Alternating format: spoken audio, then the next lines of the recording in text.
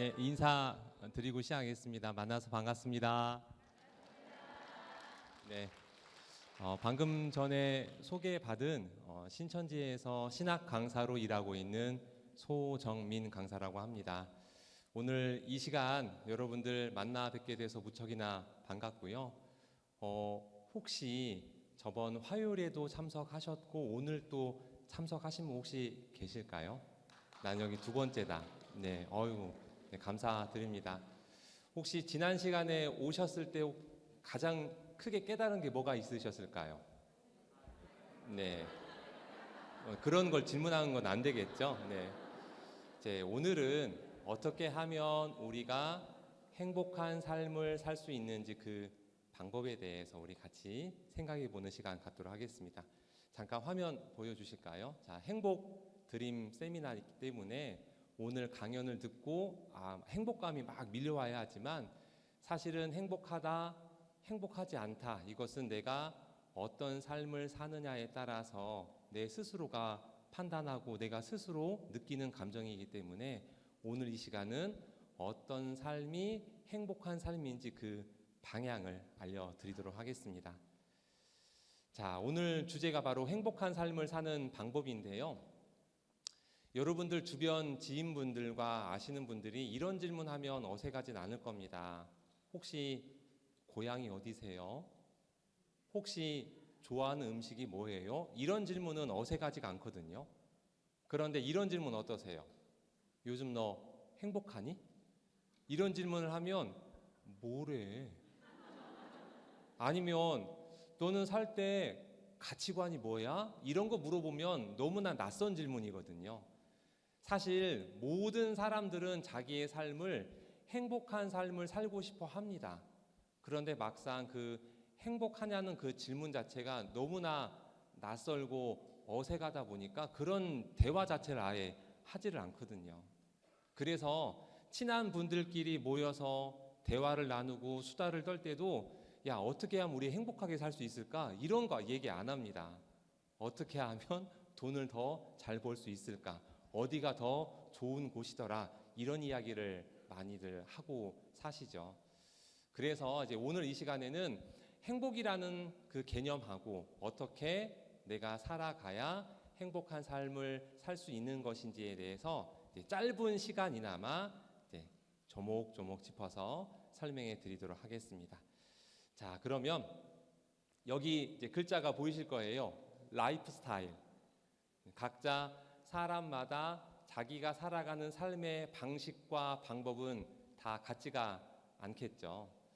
그러면 여러분은 여러분 삶을 사시면서 꿈꿔왔던 삶이 아마 계셨을 겁니다. 그럼 이건 어떨까요? 여러분은 지금 여러분의 삶이 여러분이 계획하셨고 여러분이 꿈꿔왔던 삶을 살고 계세요? 아니면 내 의지와 상관없이 정반대로 가고 있어요? 혹시 이 시간에도 정반대로 여기에 끌려오셨나요? 네, 분명히 여러 차례 이제 권면도 받으셨고 이야기도 들으셨겠습니다만은 사실은 내 삶을 살아가는 주체는 다른 사람이 될 수가 없거든요. 누굴까요? 바로 나 자신이겠죠. 그래서 무수히 많은 선택과 고민 속에서 삶을 살아가고 있는 것이 바로 우리 자기 자신이 되겠습니다. 그래서 이런 질문을 좀 던지고 싶어요. 이렇게, 여러분들은 어떤 삶을 살고 싶으실까요? 여러분들은 어떤 삶을 꿈꾸고 계셨어요? 지금 이와 같은 삶이에요? 아니면 다른 삶이었어요? 다른 삶? 어떤 거? 어떤 삶이요? 어떤 분한테 여쭤보니까 만약에 과거로 갈 수 있으면 언제로 가면 제일 좋을까 여쭤보니까 신랑 만나기 전? 이때로 대부분 말씀을 많이 하시더라고요. 그런데 사실은 결혼한 것도 강제로 끌려서 한 것 아니지 않습니까? 내가 그렇죠. 그때는 콩깍지가 씌워서 그때는 뭔가 이상해서 분위기가. 그래서 어느덧 여기까지 우리가 오게 되었습니다만은 이제 지난 과거는 흘러왔기 때문에 내가 되돌아갈 수가 없잖아요. 그러면 앞으로의 삶이 내가 어떤 선택을 하고 어떻게 걸어가냐에 따라 나의 남은 삶을 행복하게 살 수도 있고 그렇지 않을 수도 있는 겁니다. 그래서 오늘은 이걸 한번 생각해 봤으면 좋겠습니다. 자, 만약에 삶을 산다면 어떤 삶이 여러분에게 행복할 것 같으세요? 세 가지 기로가 있습니다. 하나는 부, 그러니까 물질적인 거예요. 돈이 많았으면 좋겠죠. 그죠? 아니면 명예. 예를 들어 막 지나만 가도 사람들이 막 알아보는 유명한 사람. 이런 것도 어떻게 보면 우리가 꿈꿀 수 있지 않습니까? 아니면 건강한 삶. 여러분 어떤 삶이 행복한 삶일까요? 돈이 많았을 때, 아니면 유명해졌을 때, 아니면 건강해졌을 때. 이게 사람마다 관점이 좀 다 다릅니다. 젊으신 분들은 건강은 필요 없고요. 이미 건강하니까요. 가장 행복한 게 좀 물질적으로 여유 있을 때, 그때 행복하다라고 말씀을 많이 하시거든요. 저희 집에는 이제 12살 된 딸이 하나 있습니다. 그래서 딸이니까 이제 물어보고 싶잖아요. 장래 희망이 뭐냐고 물어보니까 그 아이가 뭐라 그러냐면 돈 많은 백수가 꿈이라고 하더라고요. 그래서 속으로 생각했습니다. 아, 유튜브가 사람을 다 배려놨구나. 여러분 돈 많은 백수, 여러분 백수가 어떻게 돈이 많아요? 그리고 돈 많은 사람이 어떻게 백수가 됩니까? 그래서 사람들은 각자 나름대로 꿈꾸는 삶이 있습니다. 그러면 이제 돈이 많으면 행복할까요?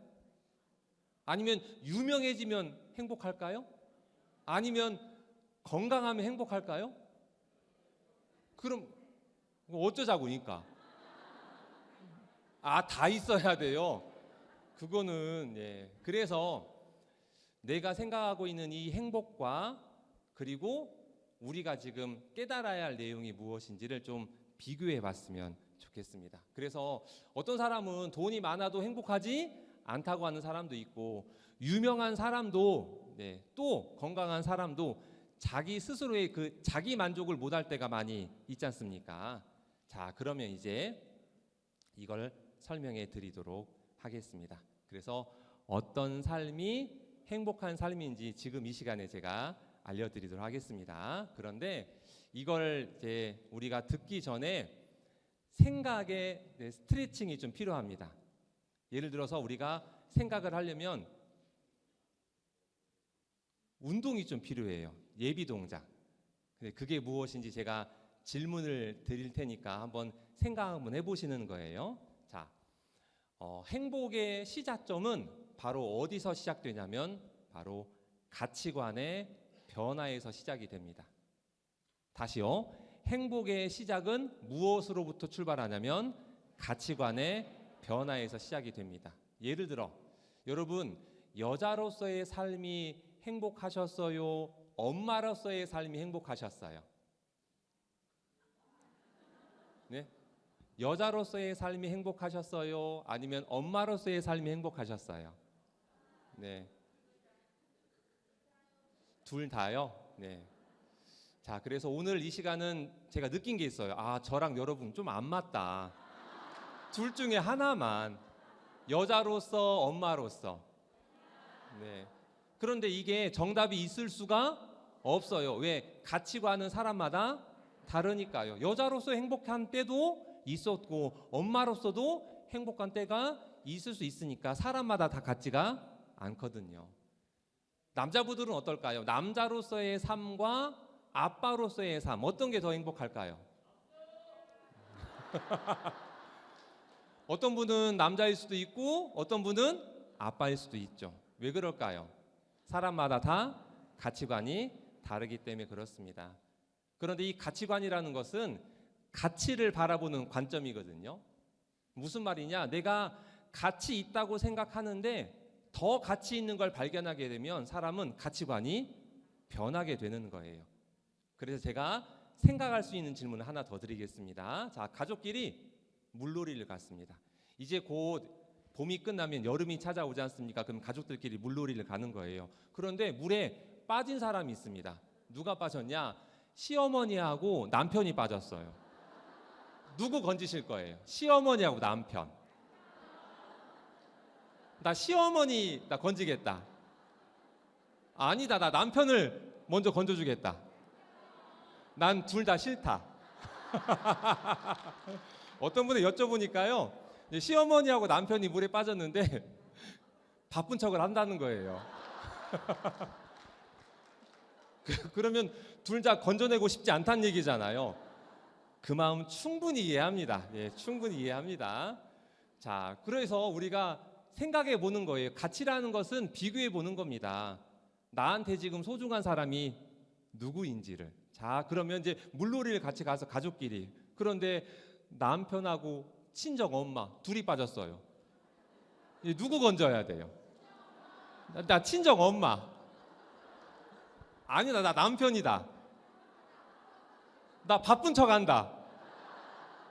이것도 정답이 있을 수 없어요. 왜? 사람마다 가치를 바라보는 관점이 다르기 때문에 그렇습니다. 그럼 이건 어떨까요? 물속에 남편하고 내가 빠졌어요. 누가 먼저 건짐을 받아야 돼요? 남편하고 나 가운데. 나예요, 남편이에요? 네. 혹시 그 사실 남편들도 알고 있을까요? 그러면 이건 어떨까요? 나하고 친정엄마가 물에 빠졌습니다. 그럼 누구를 먼저 건져냈으면 좋겠어요? 네? 나 먼저 살아야 돼요? 어떤 분은 왜 나 먼저 살아야 할까 했더니 어머니가 돌아가셔서 안 계신대요. 네, 충분히 그럴 수 있습니다. 그러면 이건 어떨까요? 나하고 자녀가 물에 빠졌으면 누가 먼저 살아야 돼요? 그래서 이 말씀을 드리는 이유는 나라는 사람이 소중한 건 아는데 나보다 더 소중한 가치를 발견하게 되면요, 내가 언제 그랬냐는 듯 가치관은 바뀌게 되어 있어요. 그래서 자녀를 낳기 전에는 나를 위해 살았던 우리가 이제 어느덧 엄마가 되면 누구를 위해 살고 있는 나를 발견하게 되냐면 자녀를 위해 살고 있는 나를 발견하게 됩니다. 근데 그 자녀들은 내가 그렇게 희생하고 헌신하고 있는 거를 몰라줘요. 그래서 우리는 그 말을 하고 싶어요. 너도 너 같은 자식 낳아보면 내 맘 알 거라고 말해봤자 어차피 그 자식들은 못 깨달아, 못 알아들어요.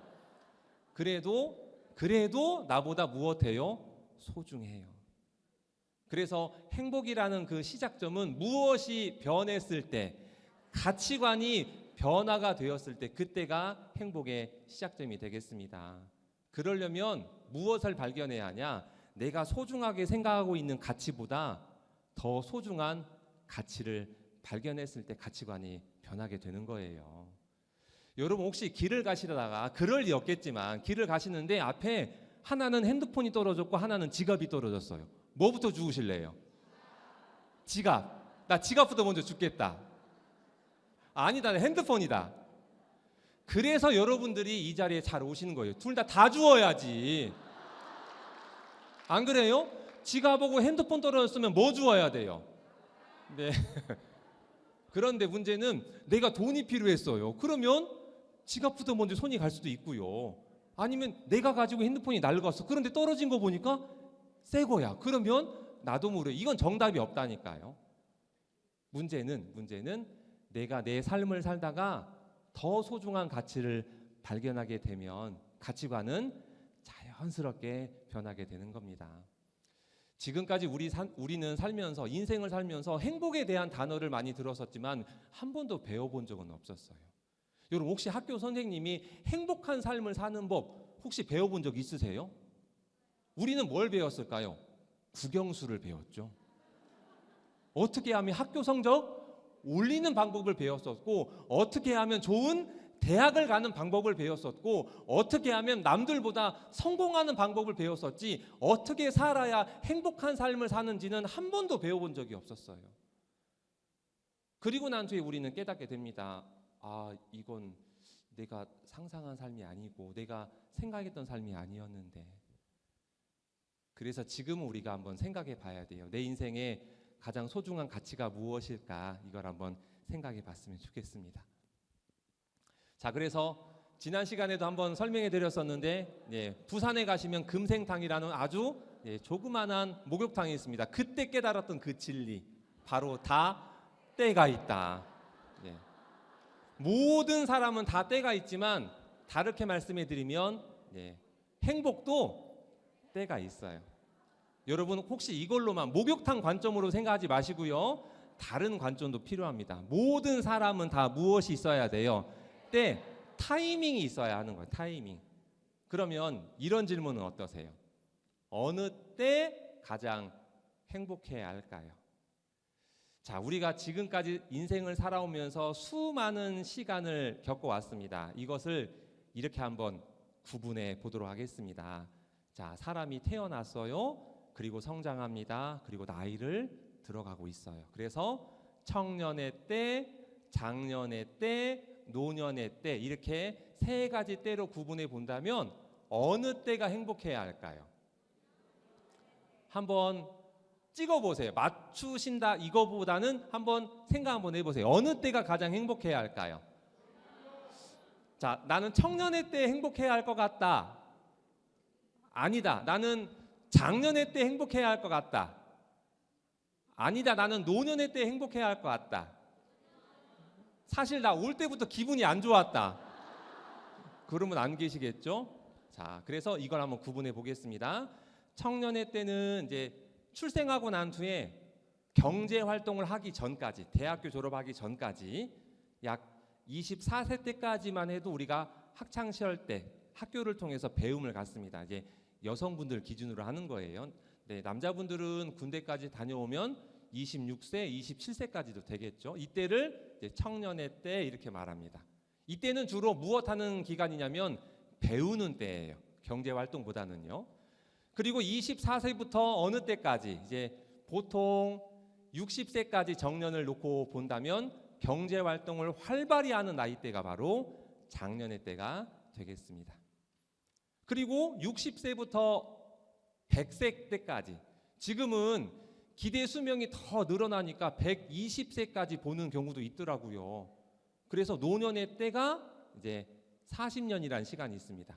그러면 청년의 때는 계산해 보면 약 몇 년? 23년. 23년 동안 무엇 하는 거예요? 줄기차게 배우는 거예요. 그리고 난 후에 장년의 때 약 몇 년? 36년 동안은 경제 활동을 열심히 하는 겁니다. 그리고 난 후에 은퇴를 했어요. 그리고 몇 년?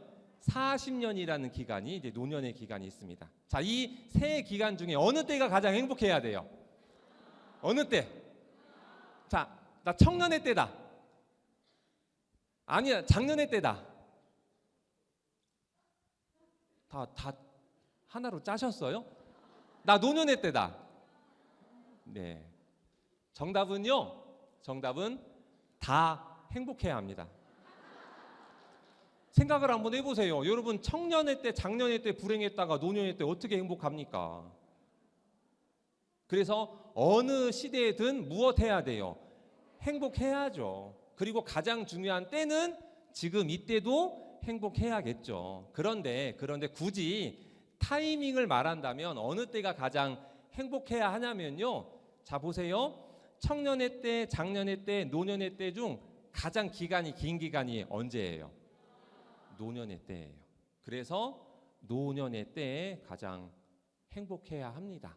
그런다고 나머지 시간대는 불행해도 되냐? 그건 아니에요. 그런데 노년의 때 가장 행복해야 하는 이유가 있어요. 자, 생각 한번 해볼까요? 왜 노년의 때 가장 행복해야 할까요? 왜요? 나이가 들었는데 왜 행복해야 할까요? 젊었을 때 행복하면 안 돼요? 왜 그럴까요? 나이 먹었으니까. 네. 그러면 우리가 나이를 먹는다 또는 늙어간다, 이것은 어떻게 보면 너무 가슴 아픈 일이지 않습니까?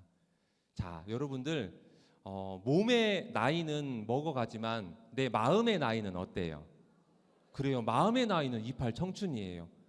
내 생각과 정신과 마음은 늙어가지 않아요. 그런데 몸만 나이를 먹고 있어요. 그래, 이런 이야기는 한 번도 들어본 적이 없으셨을 거예요. 너는 왜 이렇게 생각이 늙었냐? 이런 단어 한 번도 안 들어보셨죠? 그러니까 마음은 항상 28 청춘이지만 무엇이 문제예요? 몸이 안 따라주니까 문제거든요. 그런데 이 노년의 때 행복해야 하는 이유가 이것 때문에 그렇습니다. 자, 어느 때 행복해야 할까요? 노년에만 찾아오는 몇 가지 고통이 있냐면 4가지 고통이 있어요. 이것은 노년의 때에만 찾아와요. 혹시 이게 뭔지 아시는 분? 노년의 때에만 찾아오는 고통 4가지 있습니다. 이것을 피할 수가 없어요. 그런데 신기한 것은 청년의 때, 장년의 때에는 한 번도 찾아오지 않다가 어느 때에만 노년의 때가 딱 되면 그때 갑작스럽게 찾아옵니다. 그 4가지 고통이 바로 이거예요. 첫 번째는 질병의 고통. 무슨 말씀인지 아시죠? 무슨 말이냐? 젊었을 때는 안 아팠어요. 아플 새가 없었죠. 그런데 무엇을 먹다 보니까, 나이를 먹다 보니까 안 아팠던 대가 아프기 시작한 거예요. 저희 집에는 이제 12살 딸도 있지만 8살 아들이 있어요. 근데 아들이 학교 가려고 일어날 때 제가 물어봅니다. 혹시 아들 피곤해? 물어보니까 아들이 뭐라는 줄 아세요? 피곤한 게 뭐야? 8살이니까 에너지가 있어요. 근데 여러분은 어떠세요? 맨날 피곤해. 하루 종일 피곤해. 아침에 눈을 떠도 피곤해. 그래서 만성 피로로 매사가 피곤해. 에너지 있었던 때가 없었어요. 그런데 거기서 나이를 드니까 이제 몸도 아픈 거예요. 근데 분명히 저희 어머니께서도 말씀하셨거든요. 비가 오니까 무릎이 시리다고. 그때는 저는 무슨 말인지 몰랐거든요. 그러나 나이를 드니까 알겠더라고요. 건강했던 몸도 무엇을 먹다 보면, 나이를 먹다 보면 점점 아파오기 시작합니다. 그래서 첫 번째 질병의 고통이 있고요. 그리고 두 번째 어떤 고통? 왜 경제적인 고통이 찾아올까요? 맞아요. 나이를 들면 안 써줘요. 나이 든 것도 서러워요. 아픈 것도 서러운데 내가 일을 하고 싶은 마음은 있지만 아무도 나를 일을 써주지 않기 때문에 경제적인 고통도 한꺼번에 찾아옵니다. 이 2가지 고통도 너무나 크거든요. 그런데 세 번째 어떤 고통이 또 있어요? 외로움의 고통이 있어요. 무슨 말이냐면 자녀를 잘 성장시키고 난 후에 자녀가 출가하지 않습니까? 그러면 자녀들은 자기의 삶 살기 바쁘기 때문에 누구를 신경 쓰지 않아요. 엄마 아빠를 신경 쓰지 않아요. 그래서 엄마 아빠는 자녀들 목소리 듣고 싶어서 전화하잖아요. 그러면 아들이 뭐라 그래요? 왜? 알았어. 빨리 끊어. 그래, 외로워요. 외로워. 그리고 가장 무서운 고통이 4번째 고통이에요. 무슨 고통? 무료함의 고통이에요. 나이가 들다 보니까 몸도 아파. 아무도 써주지 않아. 외로워. 그런데 막상 내가 내일부터 할 것이 없으니까 이때부터 찾아오는 이 고통은 말할 수가 없는 거죠. 그래서 OECD 가입국 중에서 우리나라 노인 자살률이 1위라고 합니다.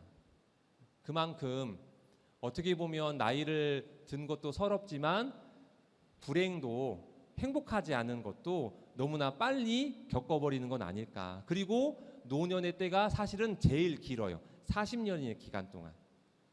그래서 오늘은 이걸 설명해 드리려고 합니다.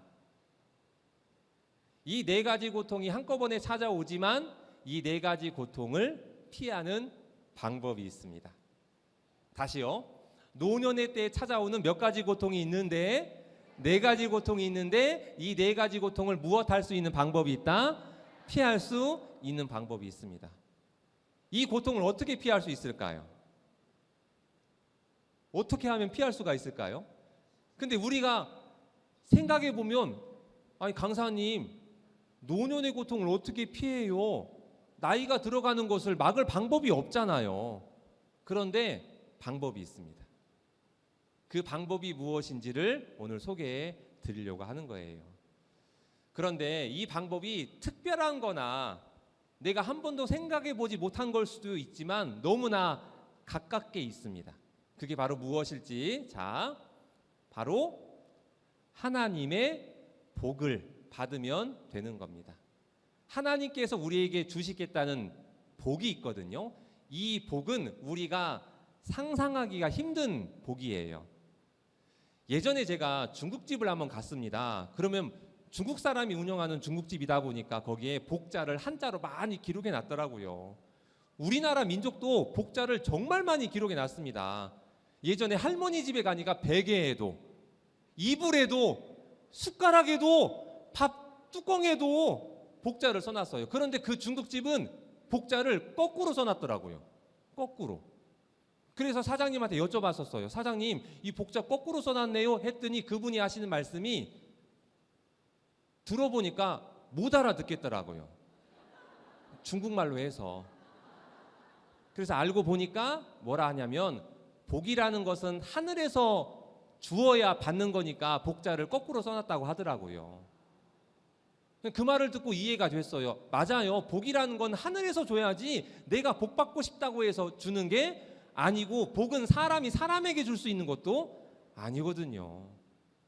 그래서 우리는 하나님이라는 존재, 신이라는 존재, 성경에 대한 가치를 전혀 모르다 보니까 그냥 내가 내 삶 열심히 살아서 성공하면 복 받겠지라고 생각하지만, 엄밀히 말하면 하나님이 주시는 복을 받아야 이 네 가지 고통도 피할 수가 있다는 겁니다. 근데 이제 문제는 그거예요. 어떤 거? 이 하나님의 복을 받을 수 있는 방법이 뭘까? 비결이 뭘까? 이걸 우리가 한번 알아봐야겠죠. 여러분들, 많은 사람들한테 이쁨 받고 싶으면 어떻게 해야 돼요? 예, 이쁜 행동을 해야죠. 그러지는 않겠지만 많은 사람에게 미움 받고 싶으면 어떻게 하면 돼요? 예, 미운 짓을 하면 되는 겁니다. 하나님께 복을 받으려면 하나님께 복 받을 만한 행동을 하면 되는 거예요. 근데 그게 아주 멀리 있는 것이 아니라 가깝게 있습니다. 그런데 이걸 막상 설명해 드리면 이럴 수 있어요. 에게라고 생각할 수 있습니다. 그런데 한번 들어보세요. 하나님께 복을 받을 수 있는 비결은 바로 이겁니다. 학습과 배움과 교육과 공부가 하나님께 복을 받을 수 있는 비결 중에 가장 좋은 방법이 되는 거죠. 그러니까 막상 들어보면 뭘 배운다? 뭘 공부한다? 예를 들어 생각해 보면 자격증을 딴다, 아니면 내가 다른 무엇인가를 준비한다, 이런 것들은 이해가 되는데, 내가 하나님의 복을 받기 위해서 공부를 한다? 그러면 우리는 생각이 내 생각 안에서 머물러 있을 수가 많거든요. 그래서 이걸 설명해 드리려고 하는 겁니다. 이겁니다. 교육의 힘이 얼마나 크고 무서운지를 우리가 한번 생각해 봐야 돼요.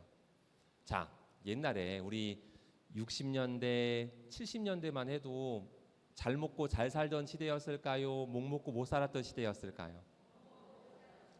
그때는 너무나 가난하다 보니까 이제 나 한 사람도 생계를 꾸려가기가 어려웠던 시절이었죠. 그런데 그때 우리 부모님 세대들은요, 나는 못 먹고 못 살았지만 자녀들만큼은 어디를 보냈냐면 학교를 보냈습니다. 그래서 그 지긋지긋한 가난을 극복해 내려면 무엇해야 한다? 배움이, 가방끈이 길어야 한다는 걸 부모님 세대는 아셨거든요. 그런데 학교 가려면 돈이 들거든요. 그럼 집안이 가난한데 어떡합니까? 그래서 땅을 팔고 소를 팔고 그렇게 해서라도 누구만큼은, 나는 못 먹고 못 살았지만 누구만큼은, 자식만큼은 무엇해야 한다?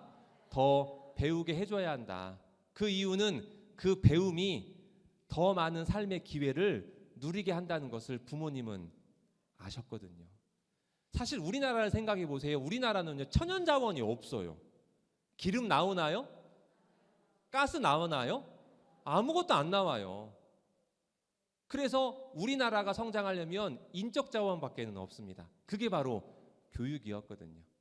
그래서 이걸 한번 생각해 보겠습니다. 여기에 두 아이가 있습니다. 하나는 우리나라 아이, 하나는 아프리카 아이. 이 두 아이가 꿈을 꾸고 있어요. 자, 여기서 질문. 이 두 아이는 같은 꿈을 꿀까요? 다른 꿈을 꿀까요? 네. 사실은 같은 꿈을 꿀 수가 없습니다. 이유가 있거든요. 자, 여러분들 혹시 그거 아시는지 모르겠네요. 우리나라 아이들이 꾸는 꿈 1위가 뭘까요? 우리나라 아이들이 꾸는 꿈 1위. 연예인, 1위가 유튜버. 예. 그다음에 2위가 연예인, 아이돌. 네. 그리고 3위가 바로 뭐냐면 정규직. 세상이 정규직과 비정규직 이렇게 나누다 보니까 사람들 자체가 아이들조차도 정규직이란 단어를 알더라고요. 그렇다면 이제 아프리카 아이들의 꾸는 꿈은 뭘까요? 아프리카 아이들. 네. 유튜버? 아이돌? 아프리카 아이들 꾸는 꿈이 무엇인지 물어보니까 첫 번째가 뭐냐면 삼시세끼 밥 굶지 않는 거. 이게 꿈이래요. 그럼 왜 그럴까요? 먹고 사는 게 해결이 안 되기 때문에 그렇습니다. 그리고 두 번째 꿈이 뭐냐고 하면 가축 많이 기르고 사는 거. 이게 두 번째 꿈이래요. 왜냐하면 아프리카는 가축이 돈이니까요. 세 번째 꿈이 좀 충격적입니다. 여자 많이 데리고 사는 거. 이게 꿈이래요. 왜냐하면 일부 다처제이기 때문에 그렇습니다. 그럼 이제 우리나라 아이들하고 아프리카 아이들하고 대화를 하다 보면 우리나라 아이들이 말하겠죠. 아니 어떻게 그게 꿈이 될 수 있어? 밥 굶지 않는 게 어떻게 꿈이야? 유튜브라는 게 있어. 이렇게 말하면 아프리카 아이들이 알아들을까요? 못 알아들을까요? 그럼 똑같은 아이들이고 같은 시대에 태어난 아이지만 꿈이 같아요? 달라요? 그 이유가 뭔지 아세요? 네? 아프리카는 없는 게 있어요. 아프리카에 없는 게 뭐냐면 학교가 없습니다. 많은 아이들이 학교를 다닌 적이 없다 보니까 무엇을 꿈을 꾸지 못하냐? 배움을 통해서 더 많은 걸 상상할 수 있고 더 많은 걸 꿈꿀 수 있다는 걸 모르는 거예요. 그래서 아프리카 안에서도 학교를 다니는 아이하고 학교를 안 다닌 아이하고는 꾸는 꿈이 같을 수가 없습니다. 예를 들어 우리나라는 더운 나라다. 아프리카니까 더운 나라지만 다른 나라는 눈이 내리는 나라가 있다. 이 눈이 이런 거다라고 배우면 아프리카일지라도 눈이 내리는 것을 상상할 수가 있겠죠. 배웠으니까. 하지만 배운 적이 없으면요. 다른 세상은 눈이 내리는 나라가 있어 라고 말하면 뭐라 할까요? 그게 뭔데? 이렇게 말할 거예요. 그래서 배운다는 것은, 학습한다는 것은 더 많은 것을 꿈꾸고 더 많은 것을 상상할 수 있게끔 만들어주는 것이 바로 배움이 되겠습니다. 그래서 직접적으로 한번 생각을 한번 해볼까요? 자, 이건 어떨까요? 자, 지방대 졸업하는 사람과 서울대를 졸업하는 사람이 있다면 꾸는 꿈이 같을 수 있을까요? 약간 다를 수 있을까요? 네. 지방대를 비하하고자 하는 것이 아니라 현실적인 부분을 생각 한번 해보자는 거죠. 예를 들어 여기 계신 분들이 서울대 졸업생들이에요. 상상을 한번 해보자고요. 서울대 졸업생인데 성적도 괜찮아요. 그러면 수많은 기업에서 여러분들을 스카웃 제의를 한다고 상상을 한번 해봅시다. 그러면 기분이 좋을까요? 안 좋을까요? 그래서 삼성을 들어가야 하나? LG를 들어가야 하나? 아니면 SK 하이닉스를 들어가야 하나? 이렇게 고민한다면, 그리고 서울대를 졸업하셨으니까 졸업하면 여러분 집 어디에 얻고 싶어요? 강북에 집을 얻고 싶어요? 강남에 집을 얻고 싶어요? 그래서 우리가 강남에 집을 얻는다면 무엇이 보이는 아파트? 한강이 보이는 아파트를 딱 얻고 싶겠죠. 왜 그럴까요? 많은 걸 배우면 많은 걸 상상할 수 있고 많은 걸 꿈을 꿀 수 있기 때문에 그렇습니다. 그래서 배움이 그토록 무서운 거였거든요. 혹시 여러분들 영어 잘 할 줄 아세요? 보통 국영수를 우리가 배웠지만 외국인과 대화하기가 쉽지가 않지 않습니까?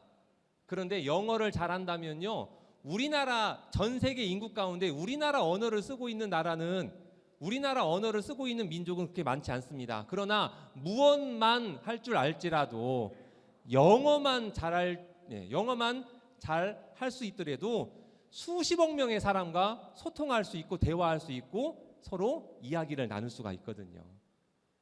배움이라는 것이 엄청난 큰 힘이 있다는 거죠.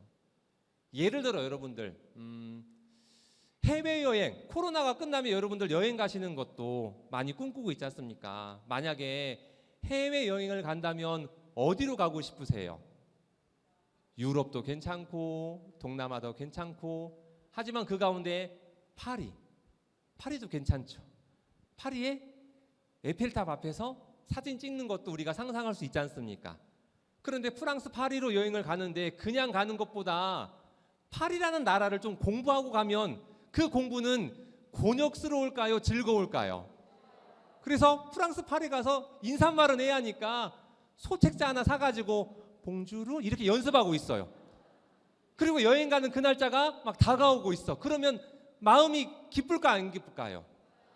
공부라는 것도 내가 책상 앞에 앉아가지고 딱딱한 공부도 상상할 수 있지만 즐거운 공부도 많이 있거든요. 내가 정말 꿈꾸고 싶었고 내가 배우고 싶었던 것을 배우는 그 시간이 지루하지는 않겠죠. 그래서 학습과 교육과 배움, 이것이 바로 우리가 더 많은 것을 꿈꿀 수 있고 더 많은 것을 상상할 수 있게끔 만들어주는 것이 바로 학습의 힘이 되겠습니다. 여러분들 상상을 한번 해보세요. 우리 때는 공부를 못했지만 내 자녀가 공부를 잘한대요. 그런데 집이 어려워요. 근데 서울대 가겠대요. 서울대 갈 수 있는 실력 된다고 합니다. 그럼 여러분 어떻게 하실래요? 서울대를 꼭 보낼 거예요? 안 보낼 거예요? 아들아, 집이 어렵다. 좀 낮추면 안 되겠니? 차라리 서울대 가지 말고 지방에서 좀 4년제 장학생으로 다닐 수 없겠니라고 하면 그 말 나와요, 안 나와요? 나올 수가 없죠. 왜? 자녀가 공부를 잘하면 빚을 내서라도 무엇하고 싶어요?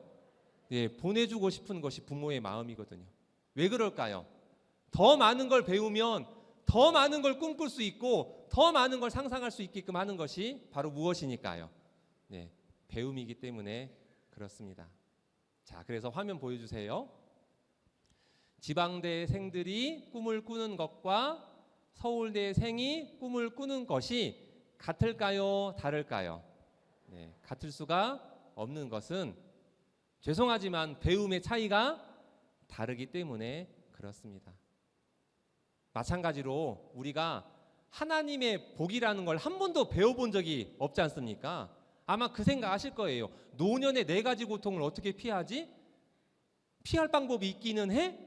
당연하죠. 배워본 적이 없으니까 아프리카 아이들이 눈이 내리는 걸 꿈꿀 수 없는 것처럼, 하지만 배우고 익히고 깨닫는다면 더 많은 것을 꿈을 꿀 수가 있고 상상할 수 있게 되겠습니다.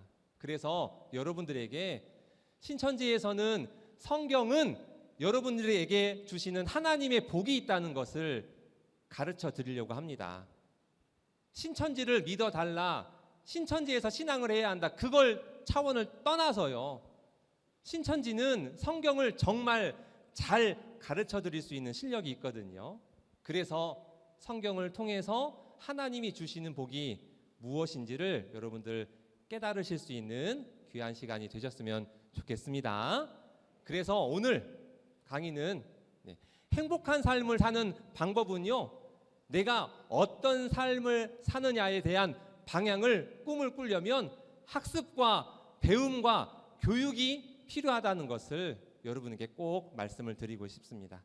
그래서 더 많은 것을 꿈을 꾸고 더 많은 것을 상상할 수 있는 우리가 되었으면 좋겠습니다. 네, 오늘 강의는 여기까지 해서 마치겠습니다. 감사합니다.